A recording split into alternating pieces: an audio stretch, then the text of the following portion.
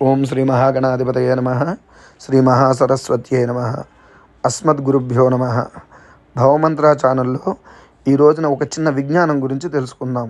ఇది ప్రయోగ విజ్ఞానం, కానీ ఈ ప్రయోగం చాలా అద్భుతము. అతి ప్రమాదకరమైన అతి బలవంతమైన శత్రువులను కూడా నిర్జించేటువంటి ప్రయోగం.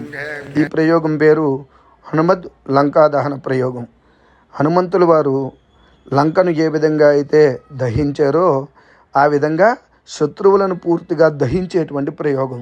దీనిని చేయడానికి కానీ బాగా అనుభవజ్ఞులు, ఎంతో మంత్రశాస్త్రం అనుభవం వారికి కూడా ఇటువంటి విషయం చెల్లగడం చాలా దుర్లభం.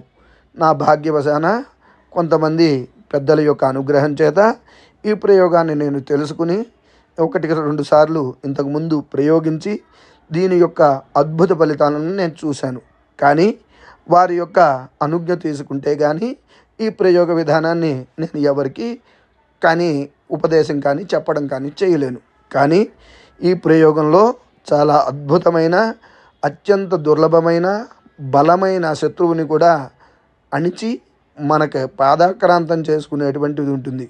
అలాగే మనకి తెలుసు కానీ తెలియక కానీ మనని ఎవరైనా సరే బాధించినా, మనకు పడి ఏడ్చినా, మనను ఇబ్బంది పెట్టినా, లేదా మన మీద ప్రయోగములు చేయాలని ప్రయత్నం చేసినా, లేదా మన మీద దుష్టభావం కలిగినా ఎవరికైనా సరే ఈ ప్రయోగం ద్వారా అవన్నీ కూడా తొలగించుకోవచ్చు.